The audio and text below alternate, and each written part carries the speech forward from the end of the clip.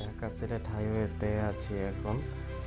এটি হচ্ছে ঢাকা সিলেট হাইওয়ের প্রতিদিনের চিত্র। ঠিক এরকম কন্ডিশন থাকে এই রোডে প্রতিদিন সকালবেলা। ডান পাশে হচ্ছে যে 3 লেন করে ফেলছে, আর বাম পাশে সিঙ্গেল লেন। পেছনে বড় গাড়ি হচ্ছে আটকে আছে। আর